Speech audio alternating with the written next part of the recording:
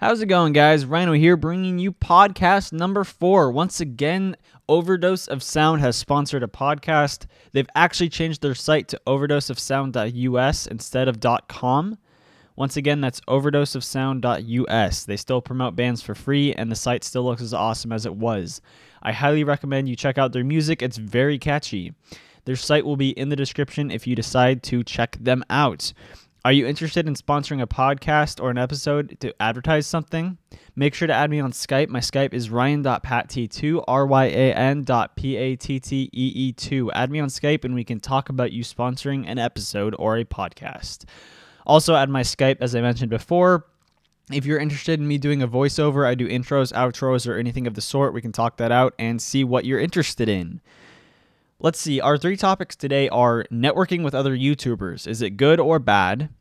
My thoughts on Five Nights at Freddy's 4, a new release, and possible one-on-one series for Minecraft that I'm going to consider starting because of something that happened that was actually pretty fun. So let's get down to it. Networking with other YouTubers. Basically, what I mean by networking with other YouTubers, in case you don't know, you can get together in a chat or you can just have each other added on Skype, but you send your video to that person. They like and comment on the video, and then in return, you like and comment on their video, thus driving traffic for both of you, increasing the likes, yada yada. Pretty straightforward on what networking is. Well, I'm involved in, what is it now? Like 5 networking chats pretty much that are all about that, where people can share their videos, and then other people will like and comment, and then they can return, so on and so forth. And it's been going good. There hasn't been really that much of a problem or anything. Well, recently, some YouTubers decided to band together because they think that networking with YouTubers is not only pointless, but they think it actually hurts your channel, which is quite astonishing to me. And so I decided to do a little investigating into why they think this, because I'm not huge into networking. I don't do it 24/7, but it is something that I know to be beneficial. So I contacted a few of them, and here's basically what they had to say. And actually, someone even posted a fucking video about it, which was laughable because the points he made completely were irrelevant to what networking actually is. But basically what they talked about was it drives fake likes, fake comments, fake subscribers, and it doesn't help your channel at all. That is the basis of it. Another guy was complaining that when you do this, he somehow expects every person he links to watch the entire video that he just linked and give an honest feedback comment on the video and like, which is a little more understandable, but you can't expect everyone to watch the entire length of every single video. You have to imagine someone like me with the networking chats and with how many people I've added on Skype. I get contacted by, dozens of people every day to linking me their videos. I don't have time to watch all of the video. I usually just watch a minute or two and then leave a comment based on that. But I need to break down why that's irrelevant. Why... well, number one, the likes are not fake. The likes and comments are not fake. The subscribers are not fake either, but they're inactive. I highly suggest against doing sub for sub while networking. Do not sub for sub. I mean, you can if you are honestly that worried about the number that your channel displays, but doing sub for sub will actually not help your channel at all. It won't hurt, but it won't help you. But doing like for like and comment for comment will actually help you out, and these are legitimate, real likes and comments. It's real because it's a person doing it, and they have the option not to. They just happen to be doing it because you did it for them. It's returning a service. That's like saying that if I were to mow my friend's lawn and then he mowed mine in return, that we're not really mowing each other's lawns. It's fake mowing. Like, that doesn't even make sense. It's real likes, real comments, and it actually provides benefit to your channel.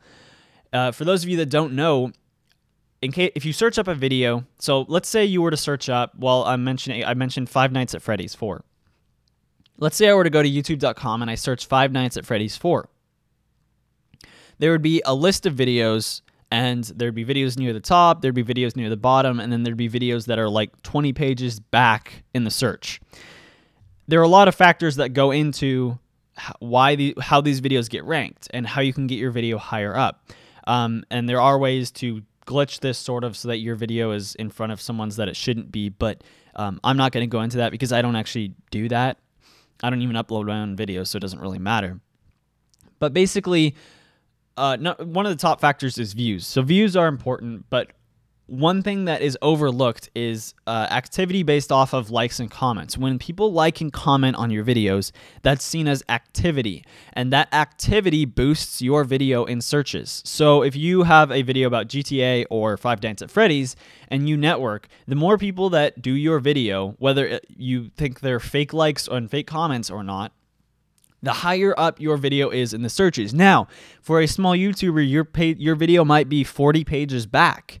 And all it does is it makes it so that instead of 40 pages back, it goes to 32 pages back or something along those lines, which is a big jump, but not too many people go that far back.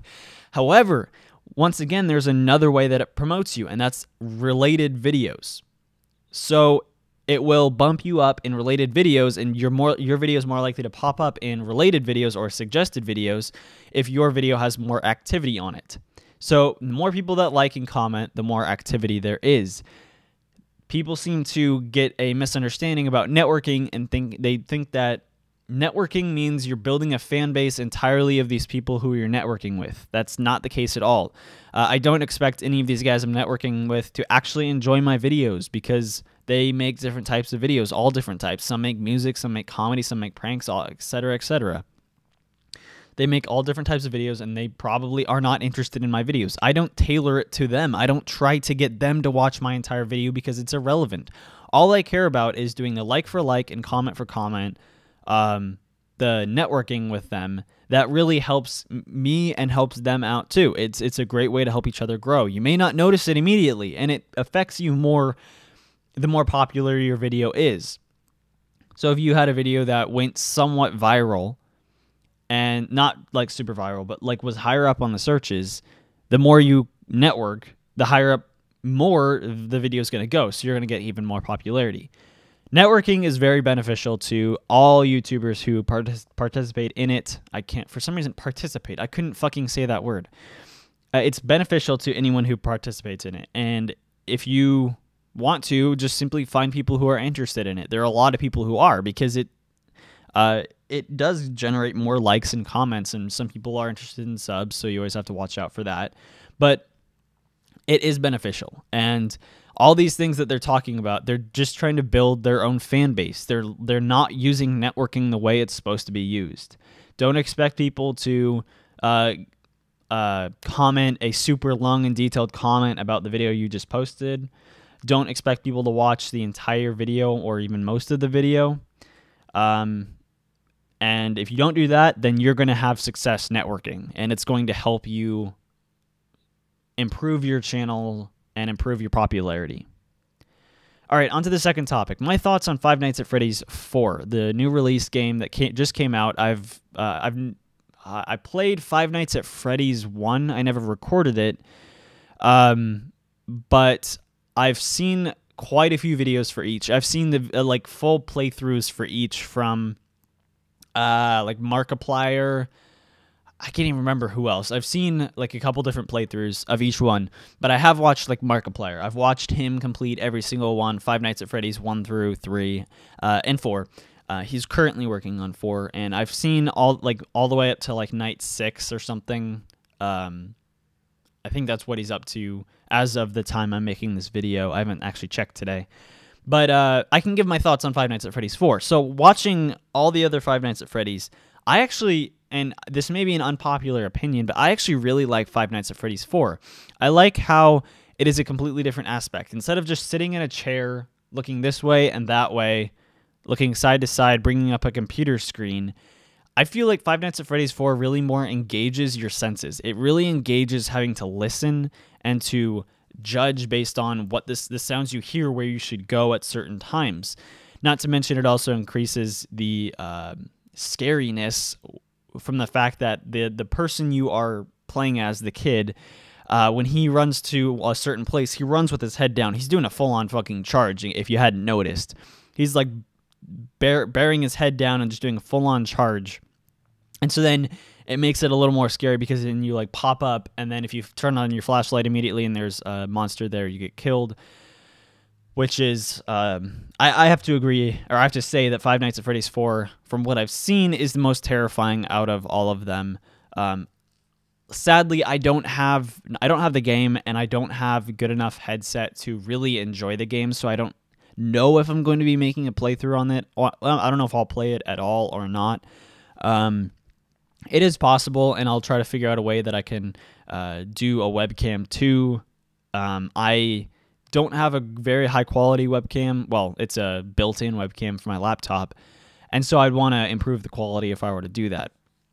But it does look fun. It does look good, and I would have to say, in my personal opinion, from what I've seen through Night 6 at least, Five Nights at Freddy's 4 is the best game in the series, and it's the final game. It's a good way to finish it off, which is great. Honestly, I hope they start like a new series or something like that, the creators of it, because they did a really great job with Five Nights at Freddy's, not only making a scary game, but also making a whole background story that everyone's trying to figure out. I mean, if you watch Markiplier, when he's played through all the Five Nights at Freddy's, every single night he tries to bring more and more of the story together and try to understand it. And I'm hoping that someone like him or someone else posts an entire video explaining the whole story once they figured it all out, because it would be really cool to see. And the story seems really cool, how there was different, it's like taken place in different times. There was like supposedly a kid that was killed and now possesses these things. Like it'll be amazing to finally fully understand what this game is about and what the whole story is behind all of it. I'm looking forward to hearing that. Hopefully they do that. But yes, overall, Five Nights at Freddy's 4 I see is a great game, and honestly, I want to play it myself if I can figure out a way to. I'd only want to play it if I can record it, and I'd have to figure that out, but I'll try to. On to the third thing, a possible one-on-one series on Minecraft, and what I would be doing here is basically, let me explain how I came onto this first. My friend who lives up the street came over one day, and we basically did an entire, well, he was over for probably like 5 hours or so, 5-6 hours, and we did an entire day of basically one-on-one challenges. So we started out, we played basketball outside, and how we did it is the winner would choose what we played next. So we started playing basketball outside, then we came in, we played like MLB, then we played like NBA, then we played Call of Duty, then we played like NFL. We were basically switching around to playing all these different things. And then I got a really good idea. I'd seen something like this, but I've never seen this exact thing before. And so basically what we did is we hopped in Minecraft split screen, created a new survival world on Xbox, by the way. And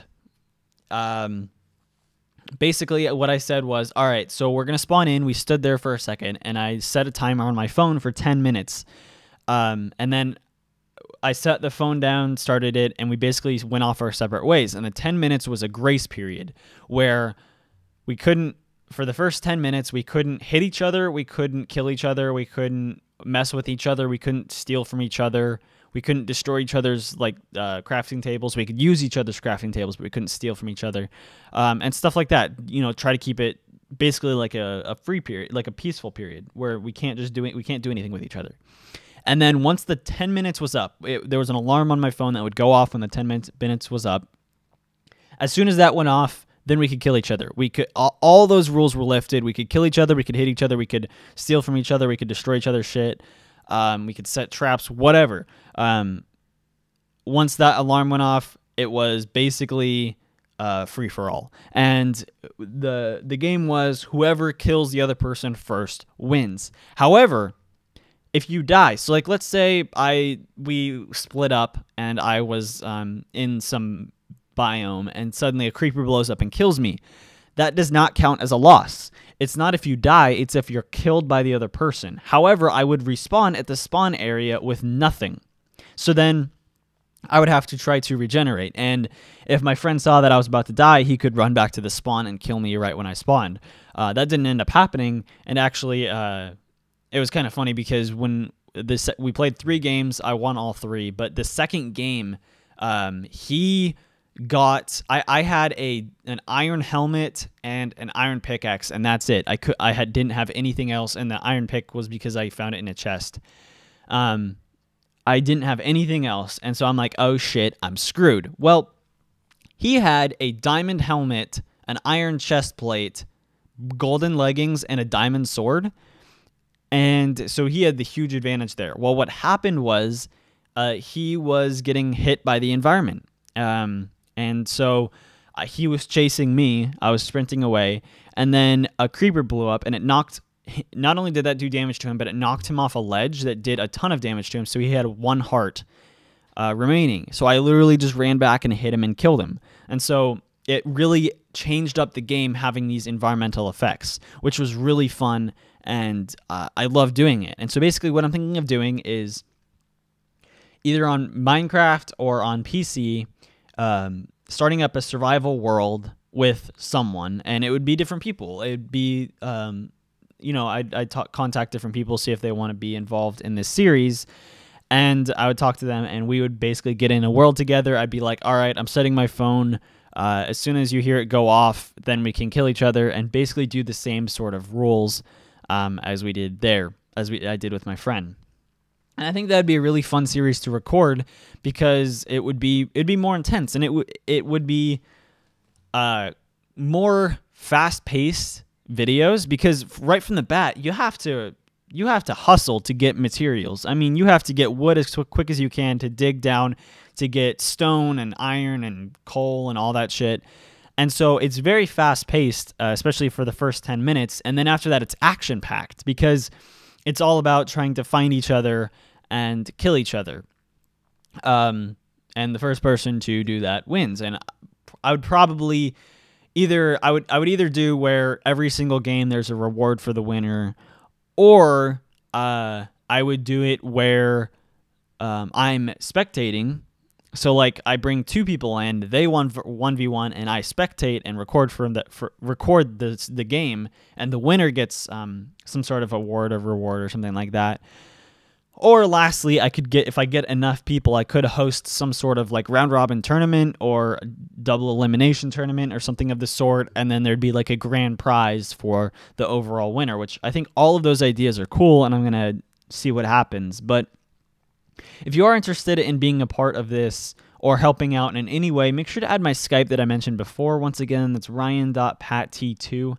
Add me on Skype, and we can discuss this, because I want to really get this down. This seems like a really fun idea, not only to record and to play, but also to watch. It would be fun to see, because it's a real test of skill, but as well as a little bit of luck mixed in. And so if you are interested in that, once again, add me on Skype, and let me know in the comments down below what you think of that type of series. Thanks for watching, guys. Have a nice day. Make sure to comment, rate, and subscribe.